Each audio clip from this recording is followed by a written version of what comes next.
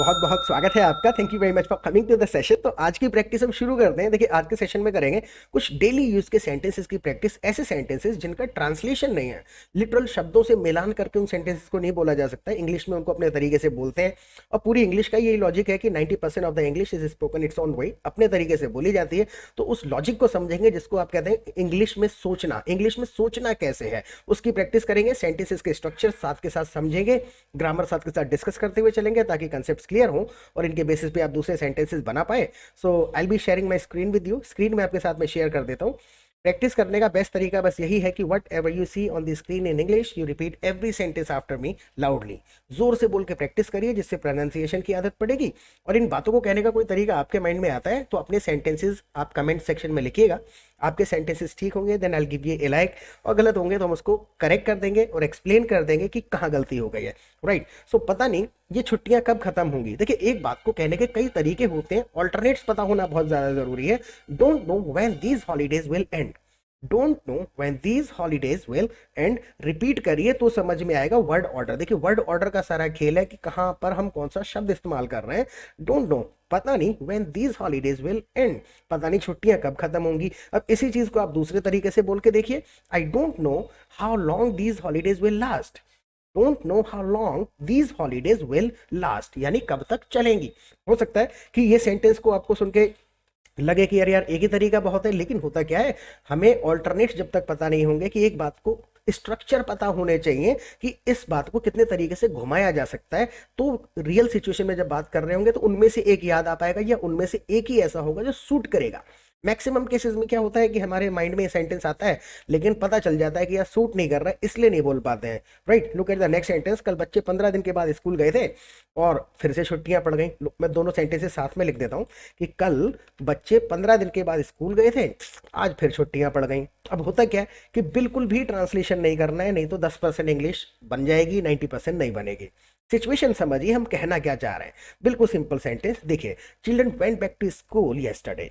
बच्चे कल गए थे school. Children went back to school yesterday after 15 days. 15 दिन के बाद बच्चे स्कूल गए। बिल्कुल छोटे छोटे तोड़ के सेंटेंस आपने बोल दिया।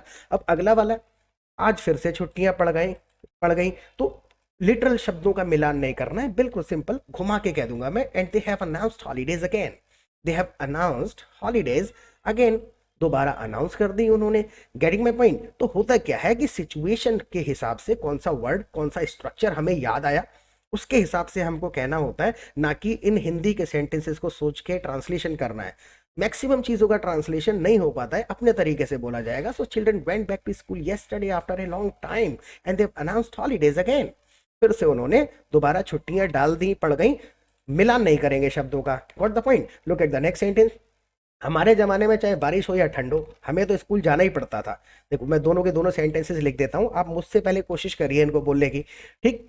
देखिए, तोड़ तोड़ के बोलेंगे तो अब मैं आपको जनरली बता रहा हूं कि अगर आप तोड़ के बोलने की कोशिश करेंगे, सिचुएशन बोलने की कोशिश करेंगे, तो आप मुझसे पहले बोल पाएंगे इस सेंटेंस को।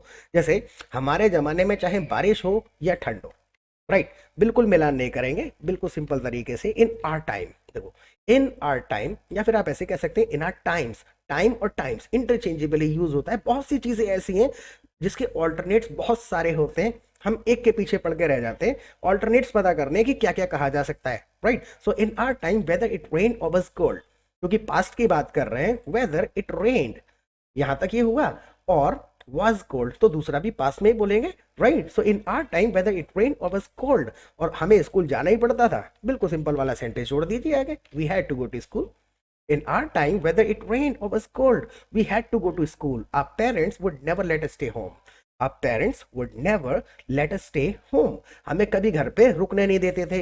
हिंदी में सेंटेंस कैसे आता? हमारे पेरेंट्स कभी छुट्टी नहीं करने देते थे। घुमा कर कह दीजिए, our parents would never let us stay home. Right. घुमा के कहना आना चाहिए बात को, क्योंकि लिटरल शब्दों का मिलान करना इम्पॉसिबल है। राइट। ऐसा नहीं है कि मुझे बच्चे बुरे लगते हैं, लेकिन इनकी पढ़ाई का बहुत नुकसान हो रहा है। देखिए, दो सेंटेंसेस हैं, दोनों को मैं साथ में लिख देता हूँ। ऐसा नहीं है कि मुझे बच्चे बुरे लगते हैं, लेकिन इनकी पढ़ाई का बहुत नुकसान हो रहा है। इसमें भी वही होगा, अगर हम ट्रांसलेशन करेंगे तो अटकेंगे। और अगर आप वैसे बोलेंगे, सिचुएशन बताएंगे, तो बहुत सारे ऑल्टरनेट माइंड में आ जाएंगे। लेकिन उससे पहले अगर आप हमारे चैनल पे पहली बार आए हैं तो प्लीज़ चैनल को सब्सक्राइब जरूर कर लीजिएगा, क्योंकि रोजाना लगभग एक वीडियो अपलोड करते हैं हम। डेली कॉन्वर्सेशन प्रैक्टिस सेशन होते हैं, सेंटेंस स्ट्रक्चर्स होते हैं। 200 से ज़्यादा वीडियोस ऑलरेडी अपलोडेड है हमारे चैनल पे। पहली बार आए हैं तो इस वीडियो को देखने के बाद चैनल को जरूर एक्सप्लोर करिएगा। और दूसरा, आप हमारी लाइव क्लासेस भी अटेंड कर सकते हैं हमारे एप्लीकेशन पे। देखिए, लाइव क्लासेस के दो फायदे होंगे। सबसे पहले तो हम आपको अपने कम्युनिटी, अपने ग्रुप में ऐड कर लेंगे, जहां पे आप दूसरे पार्टिसिपेंट्स के साथ रियल सिचुएशन में प्रैक्टिस कर पाएंगे। रियल सिचुएशन में प्रैक्टिस करने का मतलब यह है कि जब हम कॉन्वर्सेशन करते हैं तो ट्रांसलेशन नहीं होता, रियल बातें कह रहे होते हैं इंग्लिश में, तो हमको वहां ऑल्टरनेट्स पता चलते हैं कि एक बात को कितने तरीके से कहा जा सकता है। ग्रुप में लोग अपनी अपनी बातें लिख रहे होते हैं कि मैं ऑफिस जा रहा हूँ, बच्चों की छुट्टियां पड़ी हुई हैं, परसों स्कूल खुलेंगे। तो हमें पता चलते हैं सेंटेंसेस की इस बात को कितने तरीके से कहा जा सकता है। कोई बेसिक इंग्लिश लिखता है, कोई एडवांस लिखता है, कोई फ्रेसेस, कोई इडियम्स यूज करता है। तो दूसरों की इंग्लिश सुनना बहुत ज्यादा जरूरी है। और दूसरा, शाम को जब हमारी लाइव क्लासेस होती हैं तो वहां पर भी we simply come together every evening and we discuss anything in English for 2 hours. 2 घंटे सिर्फ इंग्लिश में बातें करते हैं कि इस बात को और कैसे कहा जा सकता है, क्या ग्रामर है, क्या स्ट्रक्चर है, लिटरल ग्रामेटिकल रूल्स वगैरह पूछते हैं लोग।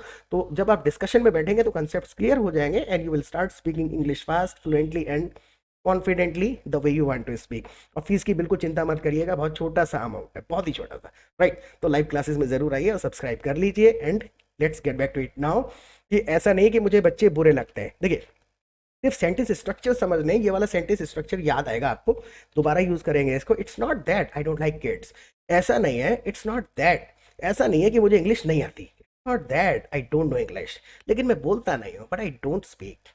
It's not that I don't know English but I don't speak, right. जैसे कि ऐसा नहीं है कि मुझे बच्चे बुरे लगते हैं। It's not that I don't like kids, ऐसा नहीं है कि बच्चे बुरे लगते हैं। अब देखो, मैंने इस चीज को आई डोंट लाइक किड्स करके कह दिया, right. It's not that I dislike kids, आप ऐसे कहें तब भी मतलब डिसलाइक है, पसंद नहीं है, बुरे लगते हैं, राइट। तो लिटरल शब्दों का मिलान नहीं करेंगे। It's not that I don't like kids, लेकिन समस्या क्या है, but the studies are suffering a lot, but the studies are suffering a lot, उनकी बहुत ज्यादा नुकसान हो रहा है पढ़ाई का। The studies are suffering a lot. आप इसी चीज को घुमा के कह दीजिए, जैसे कल मैंने अपने शॉर्ट में भी यूज किया था, कल के वीडियो में भी यूज किया था, वो एक फ्रेज है, कीप अप। तो it's not that I don't like kids, but they can't keep up with their studies, they can't keep up with their studies. यानी कि जिस पेस से, जिस स्पीड से उनकी स्टडीज होनी चाहिए थी, उस हिसाब से नहीं हो पा रही है, परफॉर्म नहीं कर पा रहे हैं जैसा करना चाहिए। So they can't keep up with their studies. तो keep up with their studies, जो कीप अप वाला जो फ्रेज है, कैसे ही समझ में आएगा, जब आप 2-3 लोगों को अपने सेंटेंसेस में यूज करते हुए सुनेंगे, कॉन्वर्सेशन करते हुए, तो समझ में आ जाएगा, अच्छा इसका ये यूज है, ये फीलिंग है इसकी, राइट। और ग्रुप में होता क्या है, सिर्फ आप चैटिंग नहीं कर सकते हैं, ग्रुप के अंदर आप लोगों के साथ फोन पे बात भी कर सकते हैं। ग्रुप में जूम मीटिंग है, गूगल मीट पे लोग अपने ग्रुप बना के 4-5 लोग मिलके कभी भी प्रैक्टिस करते हैं, जब फ्रेंड्स बन जाते हैं। तो जब ग्रुप में प्रैक्टिस करेंगे ना, तो ये चीजें समझ में आने लगेगी, राइट। और सही बात है। और रही बात ऑनलाइन क्लास की, मुझे नहीं लगता कि कोई बच्चा अटेंड करता होगा, अंदाजा लगा रहे हैं यहाँ पर। सो रही बात ऑनलाइन क्लास की, मुझे नहीं लगता कि कोई बच्चा अटेंड करता होगा। And speaking about online class, अब देखिए, अंदाजा लगा रहे हैं तो जरूरी थोड़ी ना है कि अंदाजे वाला ही स्ट्रक्चर ढूंढ के लाएंगे, मस्ट लगाऊं, माइट लगाऊं, कुछ नहीं। And speaking about online class, I don't think any kid attends them, मुझे नहीं लगता कोई बच्चा उनको अटेंड करता है। तो घुमा के हमको बात कहनी आनी चाहिए। अब देखिए, and speaking about online class and talking about online class, as far as online classes are concern these days, I don't think any kid attends them, मुझे नहीं लगता कोई बच्चा अटेंड करता है। तो ये ऑल्टरनेट्स समझ में आ जाएंगे, तो समझ लीजिए कि इंग्लिश आपको आ गई। So talking about online classes, I don't think any kid attends them, मुझे नहीं लगता कोई बच्चा अटेंड करता है। नाउ वैसे आपके यहाँ क्या हाल है?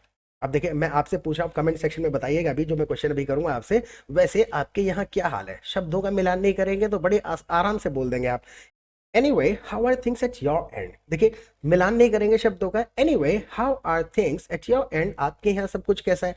अब हिंदी से इंग्लिश का मैच करेंगे तो हिंदी अजीब लगेगी, समझ रहे? तो सिचुएशन को समझिए, आप बस अवस्था ही तो पूछ रहे हैं, how are things at your end. अब इस चीज को इंग्लिश में बोला ही ऐसे जाता है, तो इसको पता कैसे करेंगे? जब सुनेंगे तो समझ में आ जाएगा। इस सिचुएशन में किसी बंदे ने पूछा था।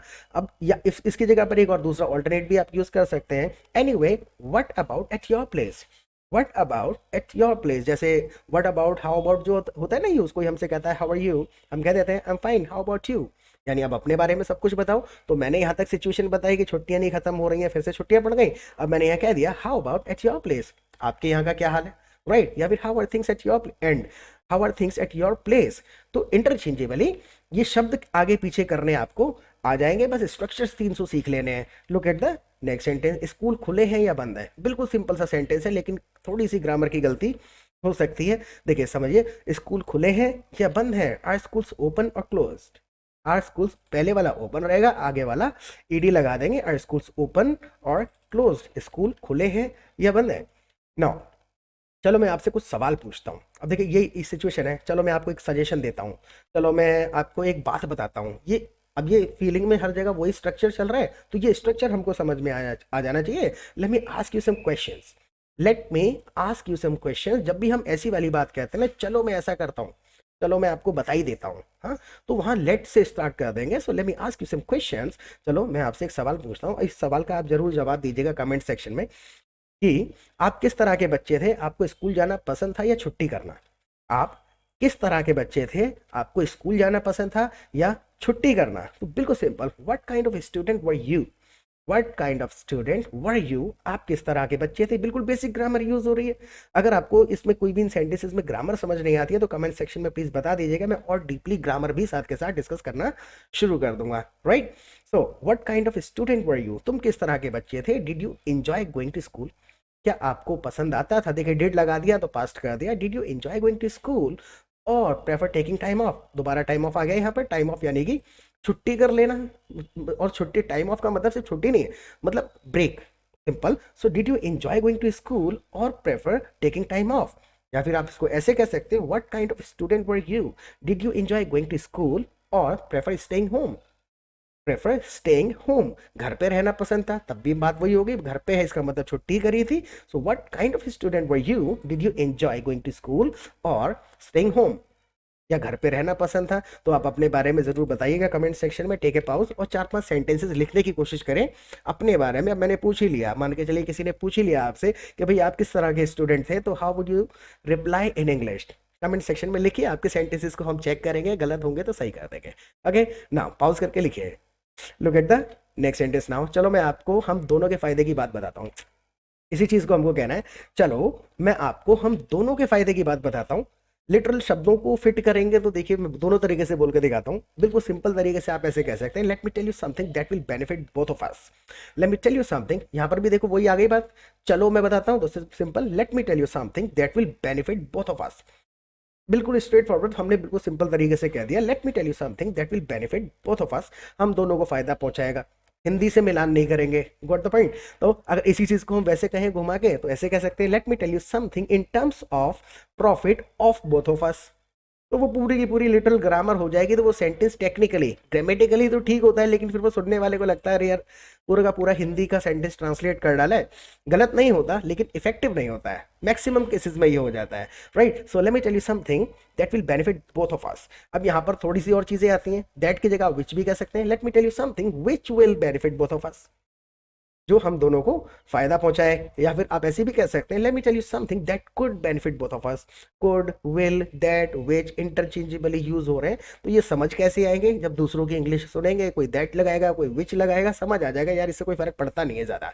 Right, now look at the next sentence. तो आप ना कोर्स ज्वाइन कर लो। अब मैं क्या बात बता रहा था आपको, let me tell you something that will benefit both of us, जिससे हम दोनों का फायदा हो। वो बात क्या है, आप ना कोर्स ज्वाइन कर लो, आप कोर्स ज्वाइन कर लो। So you consider joining my course.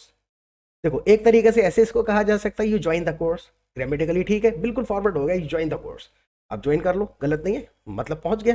Right, you consider joining my course. You consider joining my course जब कह दिया तो थोड़ा सा पोलाइट होके घुमा के कह दिया, आप कर लीजिए, मतलब कहने का तात्पर्य वही हो गया। इससे हो गया क्या, इससे आपको इंग्लिश आ जाएगी और मेरे पास पैसे आ जाएंगे। अब देखिए दोनों में आ रहा है कुछ, आपको इंग्लिश आ जाएगी, मेरे पास पैसे आ जाएंगे। लेकिन दोनों आने वाली चीजें हैं जो दोनों को अलग तरीके से कहेंगे इंग्लिश में।